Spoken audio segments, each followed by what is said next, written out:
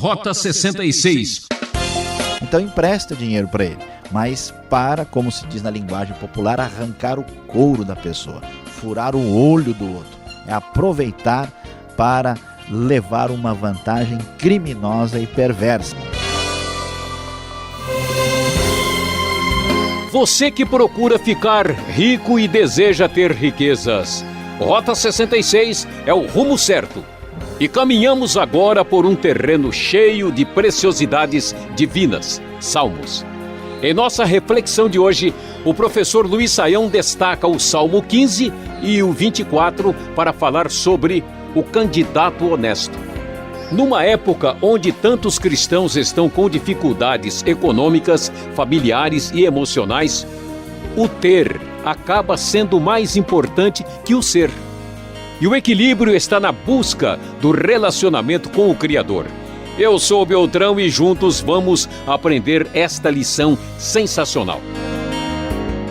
Rota 66, hoje prosseguindo no nosso estudo no livro de Salmos, hoje chegando ao Salmo de número 15, quando vamos também abordar o Salmo 24, que possui muita coisa paralela em relação ao Salmo 15. Portanto, hoje, Salmo 15, Salmo 24, e o nosso assunto será o candidato honesto. Talvez, ao ouvir isso, você deve estar imaginando, acho que eu errei hoje a sintonia e o assunto aqui deve ser política, porque candidato honesto, além de ser coisa rara, quando se menciona, a questão é política, mas não é nada disso que você está pensando ou imaginando. O candidato aqui não é o candidato a um cargo político, não é alguém que está participando das eleições, mas sim o candidato a entrar no santo templo do Senhor. Você deve se lembrar muito bem que em Israel havia inicialmente um santuário, havia um lugar de adoração centralizada, inicialmente com o próprio tabernáculo e mais tarde com o próprio templo do Senhor. Os estudiosos discutem sobre estes salmos que nós falamos, sobre os quais nós falamos tanto a respeito do santuário, do templo. Discute-se se é já o templo construído por Salomão e, portanto, o salmo seria um salmo em homenagem a Davi, ou se esses salmos são realmente ligados à época quando havia o tabernáculo provisório. Mas, sem dúvida alguma, estes salmos estão tratando do ambiente de Jerusalém. Por isso, nós vamos começar a ler o Salmo 15, que diz: Senhor, quem habitará no teu santuário? Quem poderá morar no teu santo monte? E aí, então, vem a resposta a esta pergunta, provavelmente organizada aqui de maneira litúrgica para que quem estivesse conduzindo a celebração do culto fizesse a pergunta e então a congregação pudesse responder na sequência a questão que havia sido levantada. Então, a grande dúvida é quem é que pode, quem é que tem o direito de passar a viver, passar a ficar permanentemente, quem pode ser aceito por Deus. Aí nós temos o verbo habitar e o verbo morar. Geralmente essa palavra habitar fala sobre habitar temporariamente, e o morar diz respeito a morar de maneira permanente, mas neste caso os verbos são praticamente sinônimos. Há aqui um paralelismo de ideias que estão lado a lado. Quem é que tem direito de se aproximar de Deus? Quem é que pode entrar na presença de Deus? Quem é que tem condições de prestar o verdadeiro culto? Quem é que está praticando a verdadeira religião? A mesma ideia vai aparecer no Salmo 24. O Salmo 24, versículo de número 3, traz a seguinte pergunta: quem poderá subir o monte do Senhor? É a mesma ideia do 15:1, quem poderá morar no teu santo monte, porque Jerusalém é bem conhecido, fica num lugar elevado, e aqui é a referência, né, a cidade elevada para onde todos tinham que subir quando iam cultuar a Deus. Quem poderá entrar no seu santo lugar, de Salmo 24, versículo 3. E aí vem a resposta. Aí vem a apresentação daquilo que é considerado fundamental para a prática religiosa, a prática de fé verdadeira. E a pergunta é: por que é que esse tipo de questionamento surge aqui no Salmo 24? Por que se levanta a questão a respeito do candidato honesto? É que com o tempo a religião de Israel vai se tornando uma religião ritualista. As pessoas começam simplesmente a seguir o roteiro esperado da prática ritual, sem que haja autenticidade de vida, tanto no aspecto de sinceridade para com Deus, como também com respeito à questão ética, à prática da justiça na vida do dia a dia. E por isso, então, agora vem esse questionamento: quem é que pode, de fato, quem é que tem condições de aproximar-se de Deus e prestar o verdadeiro culto? Então, vem aí na sequência a resposta a tal pergunta a partir do versículo de número 2. Veja bem qual é o tipo de exigência apresentada por Deus aqui. Aquele que é íntegro em sua conduta e pratica o que é justo, que de coração fala a verdade. A preocupação está com a vida prática marcada por uma conduta na qual não se pode achar defeito e sérios problemas. É aquele que pratica justiça e que age corretamente, o que fala corretamente. Aquele que de coração fala a verdade.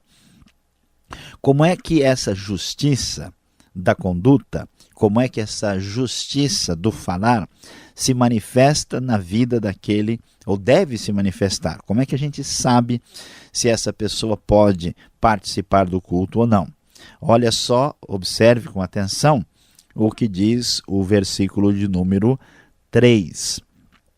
E não usa a língua para difamar, que nenhum mal faz ao seu semelhante e não lança calúnia contra o seu próximo. Então, veja bem, é muito estranho, muito complicado, quando uma pessoa vai à igreja ou vai ao templo e ele vai louvar a Deus, vai dizer palavras de admiração e de adoração para o Criador, e ao mesmo tempo a sua língua trabalha para destruir as outras pessoas. A língua é usada para difamar e caluniar o seu próximo. Quem é que pode se aproximar de Deus? A resposta do Salmo é quem não vive falando mal dos outros, aquele que não inventa mentira e que não difama e nem calunia outra pessoa. Esse é o critério estabelecido aqui. Esse senso de justiça estabelece uma distinção sobre quem é de fato a pessoa ou o tipo de pessoa que eu considero aceitável, não aceitável, com quem eu me identifico. Veja só, versículo 4, que diz que rejeita quem merece desprezo, mas honra os que temem o Senhor.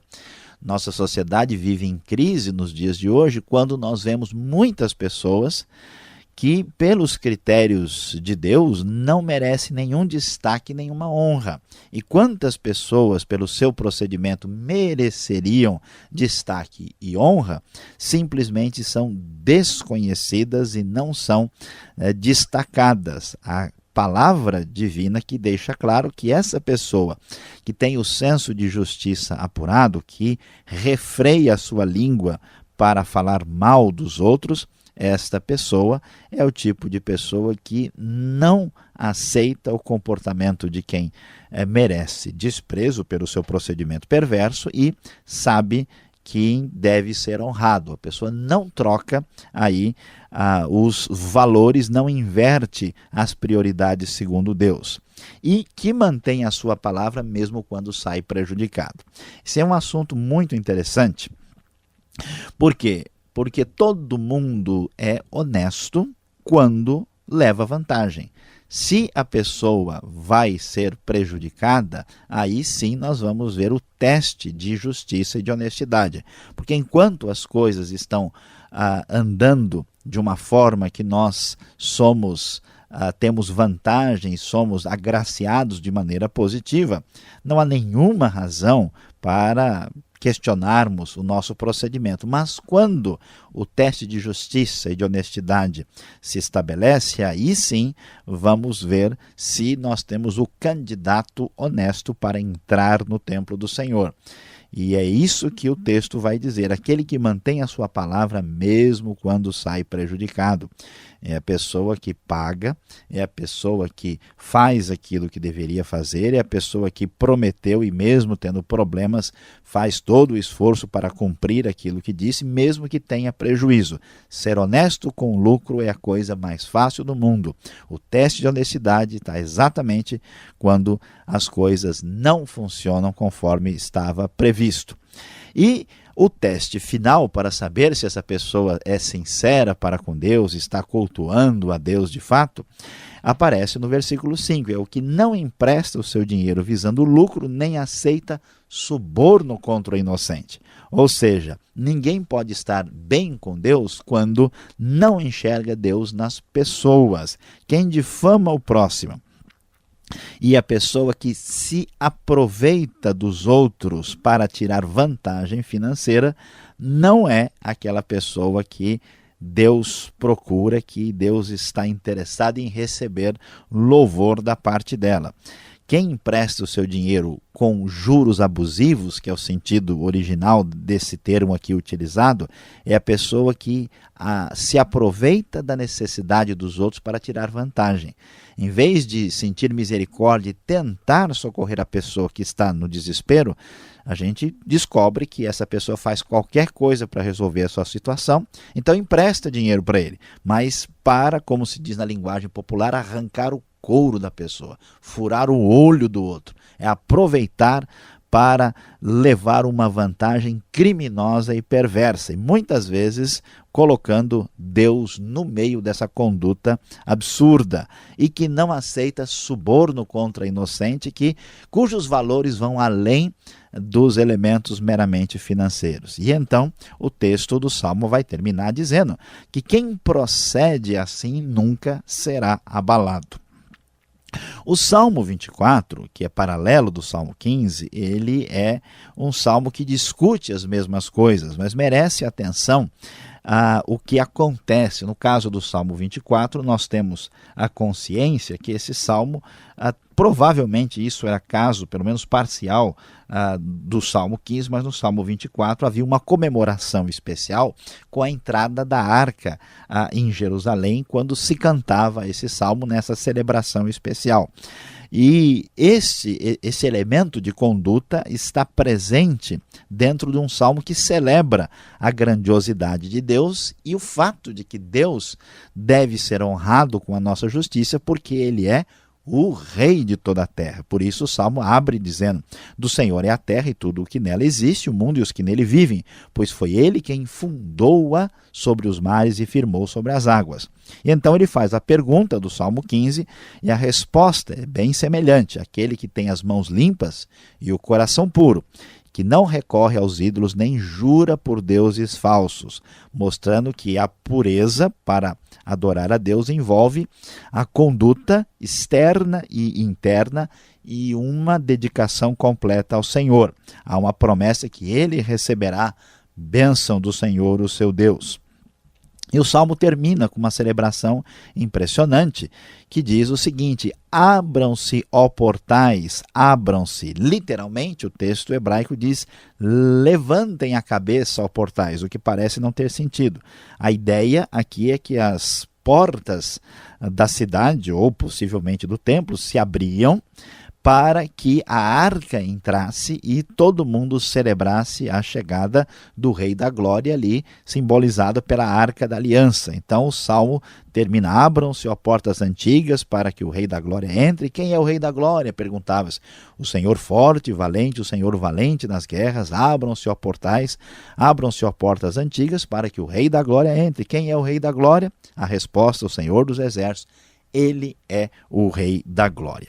Assim, nós vamos encerrar a nossa reflexão sobre esses dois salmos, mostrando que o candidato para a adoração é a pessoa que de fato entende quem Deus ele é e quem são as pessoas que Deus ama e a quem elas abençoa. Quem está de fato ligado em Deus e tem um procedimento correspondente, coerente com o caráter de Deus, com aquilo que Deus é e o que ele faz, certamente poderá adorar tranquilamente. É um candidato honesto que, como diz o texto, nunca será abalado.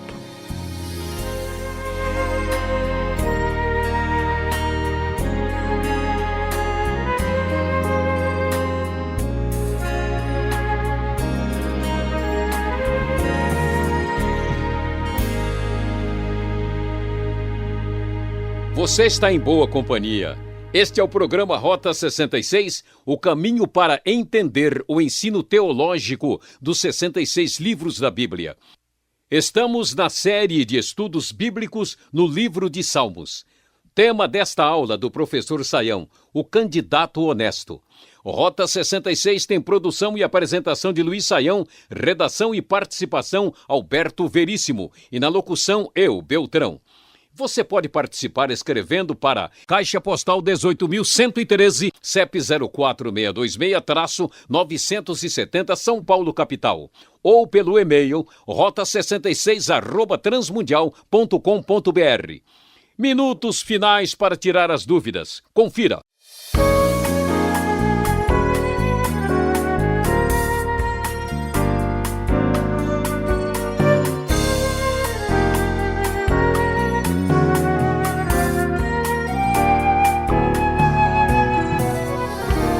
Na sequência aqui do nosso estudo no livro de Salmos, Salmo 15 e também o 24, nós vamos virar craque aqui em poesia hebraica. Professor Luiz Saião, depois da sua exposição, se for assim, quem pode adorar a Deus de fato e de verdade?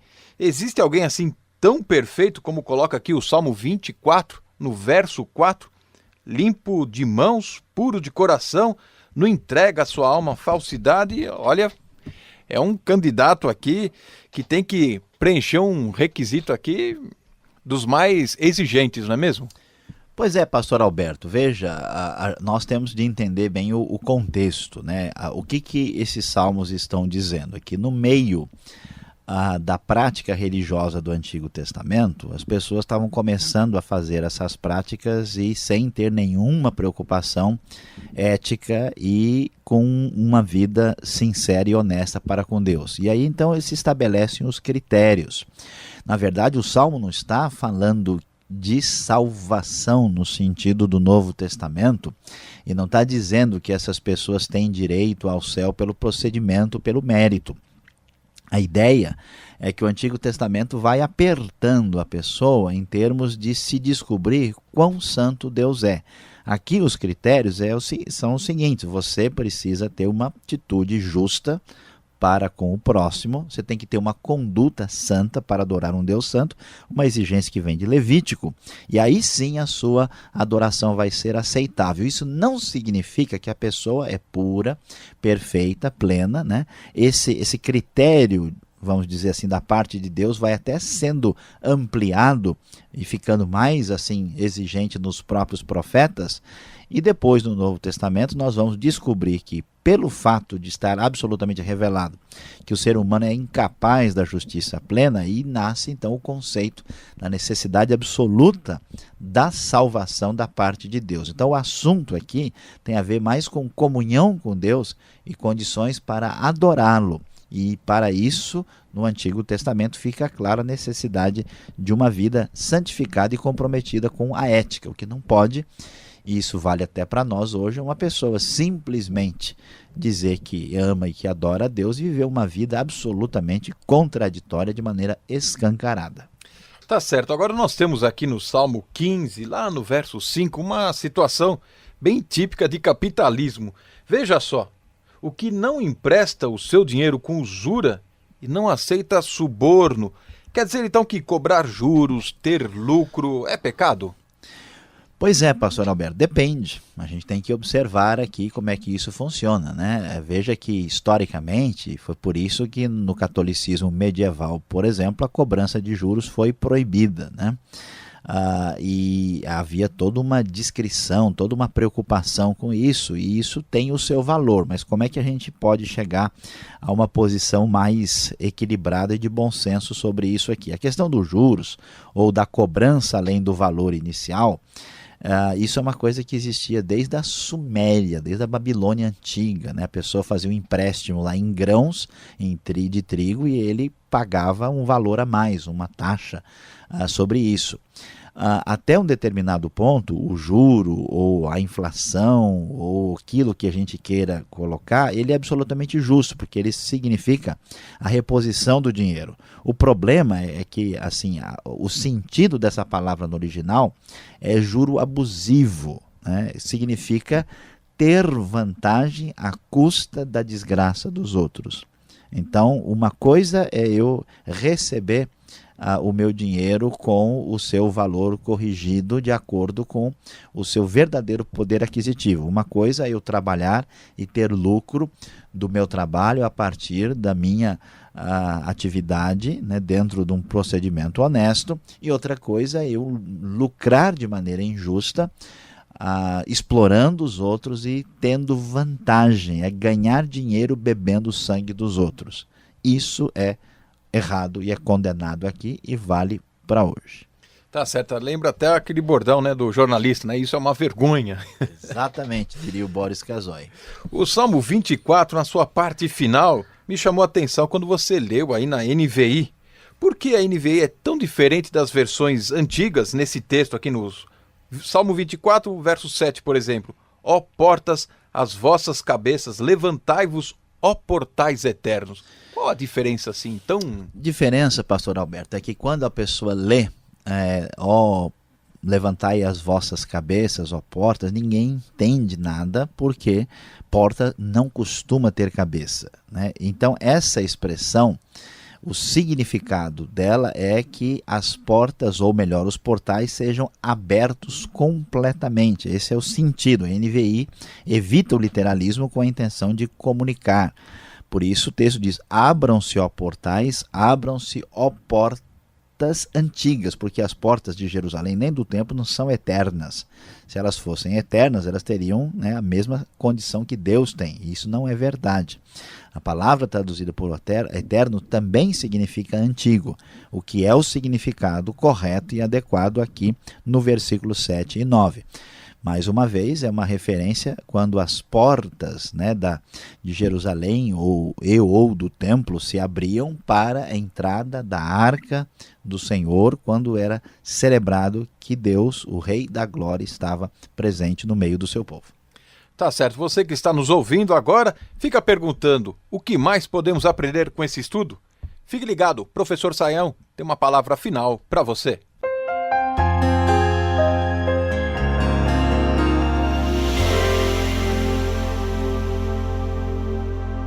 Hoje no Rota 66, você subiu a montanha conosco, sim, na direção da cidade de Jerusalém, ali no Santuário do Senhor, no Salmo 15 e 24. Não fique tão cansado depois de subir esta jornada quando falamos sobre o candidato honesto. Falando em candidato honesto, não há dúvida alguma que o assunto fundamental daquilo que discutimos aqui é a questão ética. Há uma grande explosão religiosa no mundo de hoje. Particularmente na realidade brasileira, essa efervescência religiosa pode ser vista em toda parte. Mas veja bem, uma religião, uma expressão de fé que não apresenta ética, O sujeito que se diz cristão ou religioso e explora o outro e pratica o mal abertamente, sem qualquer peso de consciência, está muito longe do desejo de Deus. A grande verdade, a grande lição que deve ficar para o seu coração no dia de hoje é a seguinte: religião sem ética é conduta patética. Não caia nesse engano. Ah, que pena! Rota 66 de hoje acabou. Voltaremos nessa sintonia e horário para estudar e continuar a série Salmos. Trabalhos técnicos de Paulo Batista. Realização Transmundial. Conheça mais esse ministério acessando o site transmundial.com.br. Tchau!